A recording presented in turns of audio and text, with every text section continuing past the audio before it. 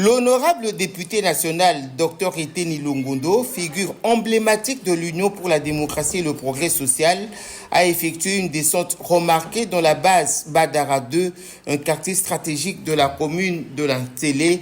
Invité par les combattants et combattantes de cette structure locale du parti présidentiel, le député a animé une séance de sensibilisation axée sur la paix, l'unité et la cohésion interne du parti. Je suis venu à la base de Badara 2 pour essayer de voir discuter avec eux comment la base maintenant, parce que le cadre ne s'attend pas, comment la base peut s'impliquer. Nous, les cadres, nous travaillons pour la base.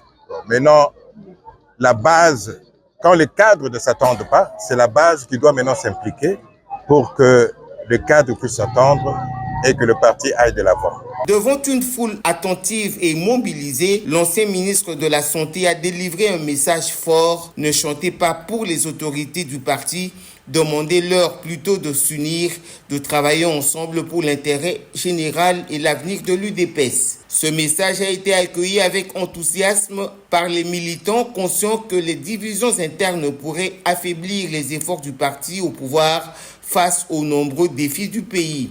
Au-delà du discours politique, la visite a pris une tournure communautaire. La population de Badara 2 a profité de l'occasion pour exposer les difficultés criantes que traverse leur quartier. Parmi les doléances exprimées, la menace persistante des érosions, le manque d'eau potable, l'absence d'électricité. Touché par ces préoccupations, le député Eteni Longondo s'est engagé à porter la voix de cette communauté auprès des autorités compétentes et a promis d'initier des démarches parlementaires en vue d'apporter des solutions durables. C'est un quartier qui me semble être abandonné et moi, en tant que député national, je crois que je dois continuer à parler aux autorités urbaines pour que ce quartier recouvre son image d'antan. Parce qu'on m'a dit que la route ici était fréquentable, il y avait des véhicules qui passaient par ici.